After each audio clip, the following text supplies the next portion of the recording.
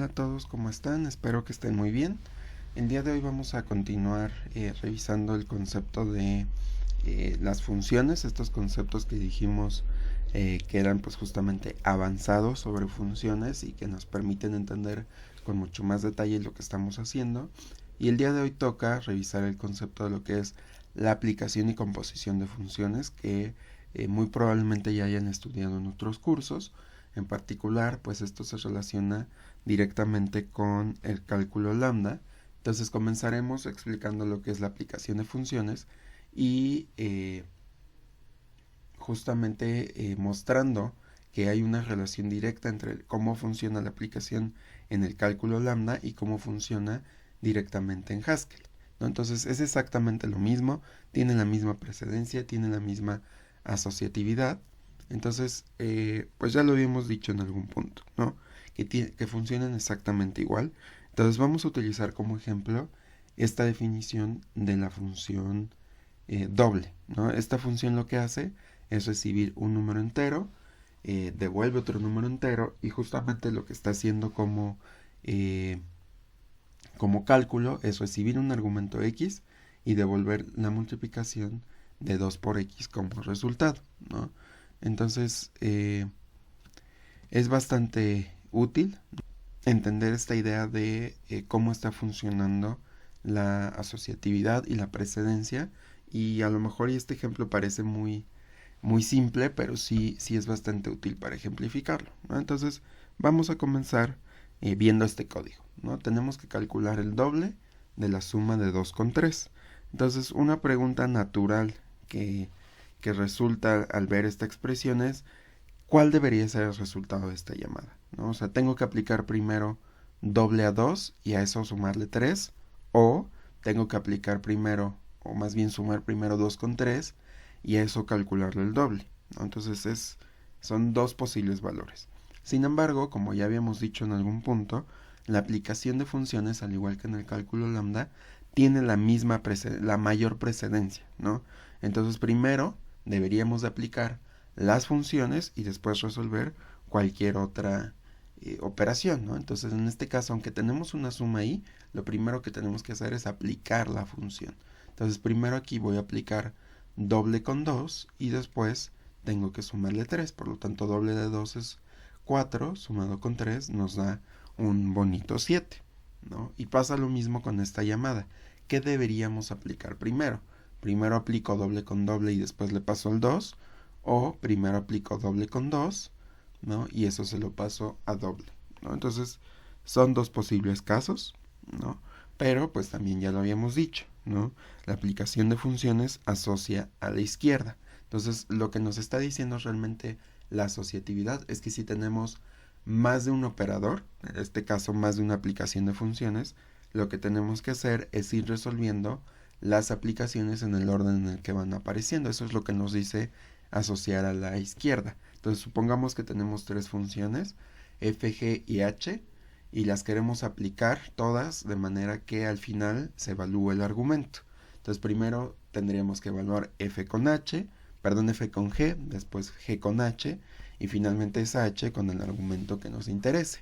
En este caso, pues en vez de tener f, g y h, pues solo tenemos doble con doble. Entonces lo primero que tendríamos que hacer es aplicar doble con doble y a eso aplicarle el 2, porque tenemos que ir, como la aplicación tiene la mayor precedencia, pues sí, primero tenemos que hacer la aplicación, pero tenemos dos aplicaciones. Entonces lo primero que tenemos que hacer es ver la asociatividad. Entonces mi asociatividad me dice, primero resuelve este doble, y como ya podrán inferir, esto nos arroja un error, justamente porque la definición de doble nos dice que está esperando un entero, no está definida sobre funciones. Entonces esto nos manda un error justamente por los tipos que está esperando la función. Entonces, pues justamente hay que tener en cuenta siempre qué es lo que queremos para que no nos traiga resultados inesperados.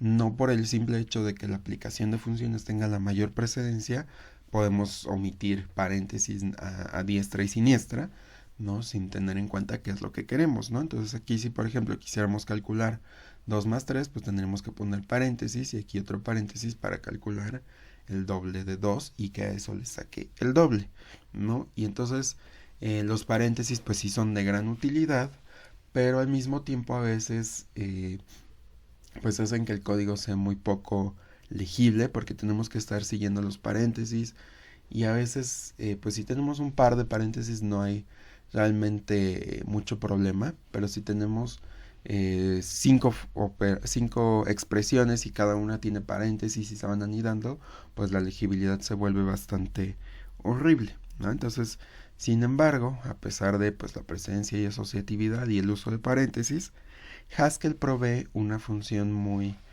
útil, ¿no? Llamada pesitos. Bueno, en realidad es un símbolo de dólar, pero como no sé si ya lo había dicho en algún video, pero en computación nos encanta decirle o llamar a todo en diminutivo.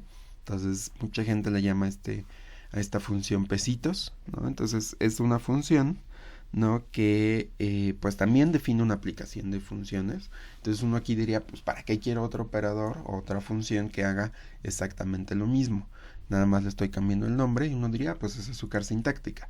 Pero no, la azúcar sintáctica realmente lo que permite es facilitar la escritura de algunas expresiones y aquí estoy pasando de no poner ningún símbolo, ¿no? Que simplemente ponemos el espacio, a poner un símbolo de pesitos, lo cual realmente no es azúcar sintáctica, porque el operador de pesitos realmente lo que hace es sí definir una aplicación de función, pero lo está definiendo utilizando el nivel de precedencia más bajo, es decir, no es lo primero que se evalúa, y al mismo tiempo altera la asociatividad al momento de decir, no, yo no voy a asociar a la izquierda, sino que voy a asociar a la derecha, y adicionalmente se utiliza infijamente, entonces realmente nos está cambiando toda la definición de lo que conocíamos como aplicación de función y podría parecer algo muy pues que no tenga sentido, ¿no? Pero pues realmente sí lo tiene y es lo que nos va a permitir omitir en exceso a los paréntesis, ¿no? Entonces vamos a retomar nuestra definición de la función doble, pero ahora analizándola con la función pesitos.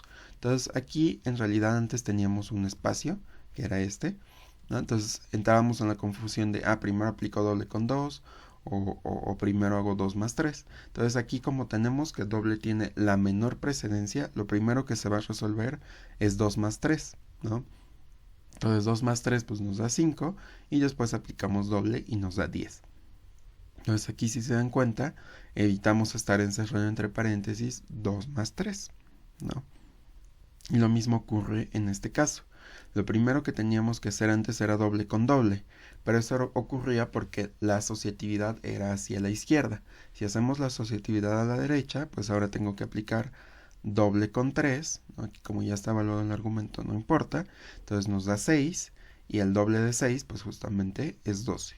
Entonces vemos que justamente en el primer caso estamos tomando la suma, la suma de mayor de precedencia, evaluándose 5 y después el doble de 5 es 10, evitando paréntesis y aquí evitamos ponerle paréntesis al doble de 3 y pues es mucho más legible, ¿no? Por supuesto, si no entendemos qué hace pesitos, pues no es tan legible, ¿no? Sin embargo, pues sí es bastante útil, la gente ama, de Haskell ama este operador, ¿no? De hecho, muchos códigos se simplifican así, no tenemos que estar ya poniendo paréntesis por todos lados y nos va a hacer la vida mucho más fácil, ¿no? Entonces, en general así sirve la aplicación de funciones. Tenemos dos formas de realizarlo. Entonces, ya sea que utilicen pesitos o ya sea que utilicen la aplicación predefinida, pues es importante que tengan siempre en consideración la precedencia y la asociatividad, porque a veces es como definen una función y llevan ahí horas, días y de plano no entienden qué está pasando y es justamente porque la presencia o la asociatividad nos están dando una mala experiencia, pero si la entendemos bien, pues no deberían de ocurrir este tipo de problemas. Y ahora vamos a ver otro concepto que es mucho más, bueno, no es mucho más importante, pero es bastante bonito porque se hereda justamente de lo que podemos hacer en matemáticas, ¿no? En matemáticas podemos componer dos funciones de manera que se cree una nueva función a partir de estas dos, ¿no? De forma que al aplicar esta nueva función que se generó con un argumento, lo que estamos haciendo en realidad es una evaluación compuesta, ¿no? Entonces, es decir, que si tenemos, por ejemplo, aquí no sé por qué se quedó hasta ahí, ¿no? Aquí era sí, si tenemos una función f y tenemos otra función g, las componemos y las evaluamos con un argumento x, lo que en realidad está pasando es que estamos evaluando primero g con x, y a lo que me devuelva ese valor, se lo voy a pasar como argumento f, y esto nos tiene que devolver la evaluación compuesta de g con f, ¿no? Entonces en matemáticas uno dice siempre esta expresión de g compuesta con f y pone un símbolo de como un circulito entre las dos funciones, y pues nuestro equivalente en Haskell es el operador punto o el puntito, ¿no? Y es un operador justamente porque se utiliza de manera infija, ¿no? Lo mismo me faltó mencionar aquí, que ya sabemos que en Haskell todos son funciones, pero como lo estamos utilizando infijamente, también le podemos llamar operador pesitos, ¿no? Entonces vamos a hacer algunos ejemplos, ¿no?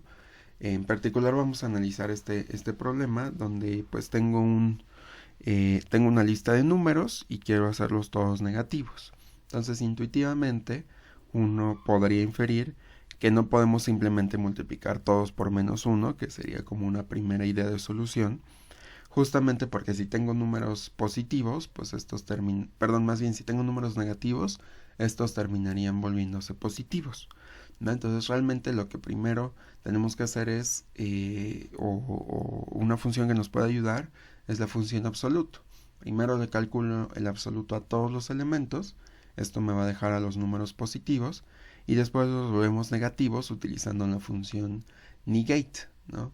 Entonces son dos funciones bastante útiles que nos van a permitir transformar todos mis números negativos. Entonces estoy poniendo aquí 3 ideas de solución justamente para ejemplificar cómo es que funciona la composición de funciones. Entonces una primera aproximación sería, pues mira, ya dijimos que primero le tienes que aplicar el absoluto y después le tienes que aplicar negate. Entonces una forma es, pues aplico map, le digo pues aplícale el absoluto a todos. Esto me va a dejar todos los números positivos, este sería el 5, el 3, el 6, el 7, el 3, el 2, el 19 y el 24. Ok, entonces estoy utilizando el pesitos para que primero me evalúe esto y la lista que me traiga este map pues se le pase a esta nueva llamada con map. Entonces esta nueva llamada de map lo que está haciendo es tomar negate y aplicárselo a toda la lista de positivos que ya me había dejado la llamada anterior, y pues sí me está dando justamente la lista que quería, ¿no? Una lista donde todos los elementos terminan siendo negativos. Sin embargo, pues sí es útil, sí hace lo que lo que queremos, pero si se dan cuenta me está recorriendo la lista 2 veces porque tenemos 2 llamadas a map. Entonces podríamos mejor definir una lambda que agrupe la aplicación de las dos funciones en una, es decir, en lugar de primero aplicar absoluto y luego aplicar negate a toda la lista, ¿por qué no lo vamos haciendo directamente sobre cada número? Entonces para eso vamos a definir una lambda que lo que haga va a ser recibir cada elemento de la lista, y entonces como estamos utilizando pesitos, pues primero va a calcular el valor absoluto de esa x, y a lo que nos dé se lo vamos a pasar a negate, y eso pues es exactamente lo que queremos, ¿no? Entonces por ejemplo si le paso el 5, le va a sacar el valor absoluto que es 5, luego lo va a negar y nos va a dejar -5.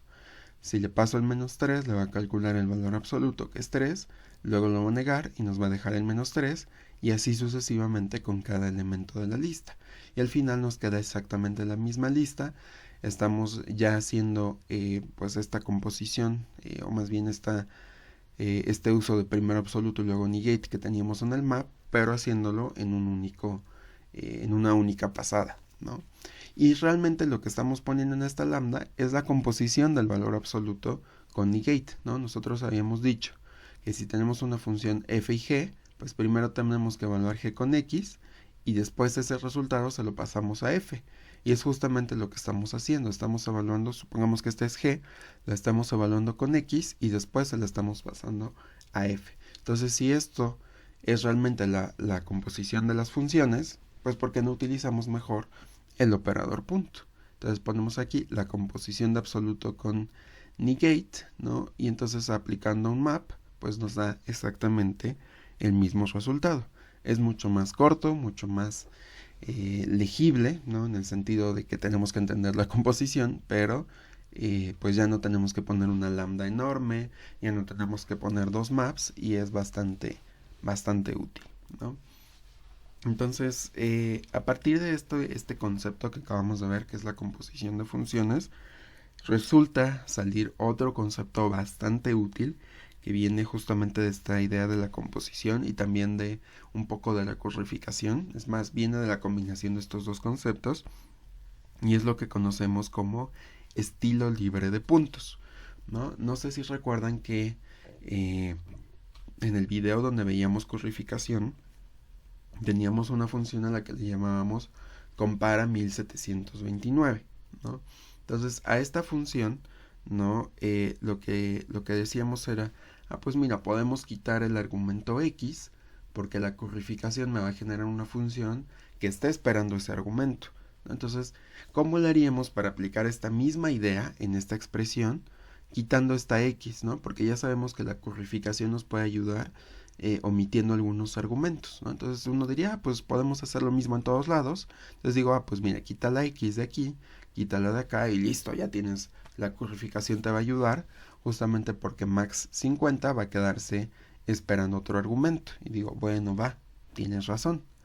Pero, si yo le quito la x a esta función en lugar de evaluarme el máximo entre 50 y el argumento, en realidad lo que va a hacer es devolverme una función que está esperando a la x. Y si yo le paso una función a coseno, pues eso ya no tiene sentido, porque el coseno está esperando un valor, no está esperando una función. Entonces yo no puedo simplemente quitar la x, porque no me estaría trayendo exactamente el resultado que quiero. Entonces, una forma en la que puedo hacer que esto, pues en vez de estar esperando un valor, sepamos que lo que está esperando es un valor concreto, es utilizar la composición de funciones. Entonces lo que estoy diciendo aquí es, mira, max 50 pues se va a quedar esperando la x que ya quitamos, pero eso, el resultado de que te dé eso, lo vas a componer con el coseno, ¿no? Entonces así ya no le estoy diciendo espera un valor, le estoy diciendo espera lo que te devuelva esta llamada, justamente por la composición. Y ok, bueno, y luego esto compónlo con la tangente, y esto compónlo con negate, y esto compónlo con ceiling, y te vas a ver cómo te va a dar exactamente el mismo resultado. Entonces aquí ya lo que estamos haciendo es omitir, ¿no? Justamente el argumento, y en realidad en todas las llamadas ya no estamos considerando el valor que le estamos pasando a la función. Y entonces aquí uno como que se confundiría, ¿no? Porque dice que esto no se llamaba estilo libre de puntos, porque estoy utilizando la composición si aquí estoy viendo puntos. Bueno, pues es que este estilo de definir funciones, que de hecho si se dan cuenta es muy bonito, o sea, en vez de estar poniendo todo esto, estamos quitando los paréntesis, estamos quitando el argumento y es bastante padre, ¿no? O sea, se ve muy bonito visualmente hablando e internamente hace exactamente lo mismo. Entonces uno podría definir prácticamente cualquier función de esta forma, ya no nos tenemos que preocupar del argumento, ya no nos tenemos que preocupar de los paréntesis para indicar que se va a resolver primero, porque justamente la composición ya se encarga. Entonces es bastante útil, pero este concepto no viene, o el concepto libre de puntos, no viene del hecho de que no utilicemos el operador punto. De hecho, algo muy interesante es que este concepto se originó en topología. O sea, no tiene mucho que ver con la programación funcional. Bueno, sí tiene ahí algunas relaciones con respecto a la teoría de categorías, ¿no? Que sale de los límites completamente de este curso, pero no es una relación directa como tal, ¿no? Entonces, la topología, para quien no lo sepa, es una rama de las matemáticas que trabaja con espacios compuestos, ¿no? En este sentido, pues es la gente que estudia, por ejemplo, hay muchos chistes de que los topólogos ven a las tazas como si fuera una dona o cosas por el estilo, ¿no? Y entonces, los espacios que trabajan en la topología, que son espacios compuestos de lo que ellos llaman puntos y funciones entre esos espacios, justamente nos permite definir este estilo de forma que una función en estilo libre es una función que no menciona explícitamente los puntos, que en realidad para nosotros serían los valores, ¿no? Del espacio sobre el cual está actuando pues esta parte de la topología. Entonces lo que está haciendo en topología es decir, ok, voy a definir las funciones sin mencionar explícitamente sobre qué valores voy a operar, que es exactamente lo mismo que estamos haciendo aquí, ¿no? Estamos omitiendo los valores sobre los cuales estamos operando y pues la composición nos la está ayudando mucho a hacer esto, ¿no? Principalmente la currificación, que es la que nos permitió omitir el argumento, pero la composición también nos ayuda a simplificar estos conceptos. Entonces, bueno, en la nota de hecho está mucho más claro el ejemplo, por si no les quedó muy claro. A veces me cuesta un poco explicar los conceptos en los videos porque no tengo como este apoyo visual, pero en las notas siempre está mucho más completa la información, entonces denle un ojo también a la nota por si no quedó claro. De cualquier forma, con Fer van a estar resolviendo también ejercicios de todos estos conceptos que hemos estado viendo, entonces cualquier duda ya saben, nos la pueden dejar en el Classroom o directamente en los comentarios del video y y en cuanto tengamos oportunidad pues les haremos llegar una respuesta, ¿sale?